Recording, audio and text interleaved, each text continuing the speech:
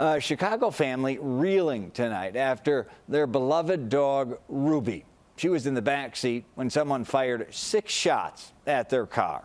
It happened Friday after Thanksgiving on the Bishop Ford Freeway at 115th Street. CBS News' Tara Molina joins us from the newsroom.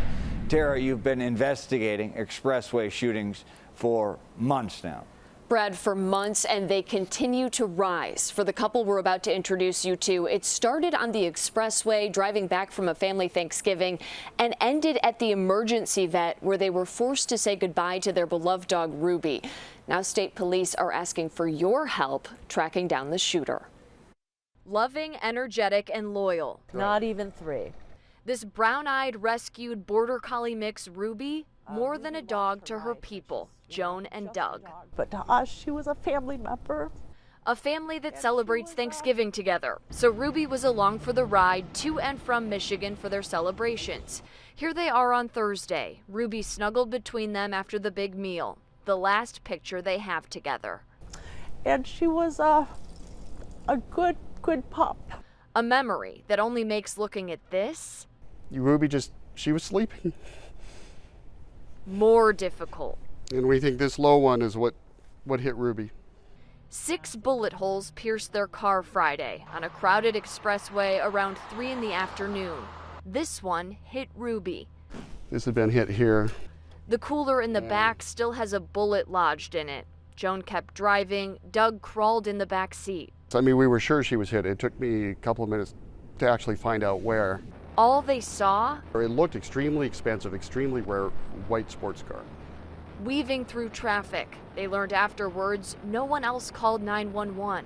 After hours at the emergency vet, they learned Ruby was paralyzed with permanent brain damage. Led to us having to make a hard decision and say goodbye to her.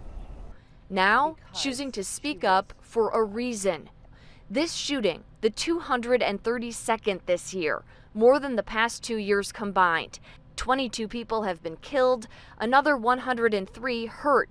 But of those 232 shootings, only 13 shooters arrested and charged. Joan and Doug hope sharing their story with you helps change that. And she could have been a kid.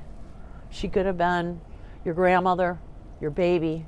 Telling me if Chicago's roadways are a place a person can't drive, sit in a car, or in their Ruby's case, lay down in a back seat without fear of being shot, The majority of people might not be dog lovers, but they love somebody. And that person could have been in the back of the car instead of Ruby. Just last week, we reported on this and state police's brand new use of a camera and license reader system. They told us so far only 100 have been installed, and they wouldn't tell us where. Joan and Doug told us there was no camera rolling on their incident. They're hoping that changes soon as state police ask for your help in finding their shooter. For CBS 2, I'm Tara Molina.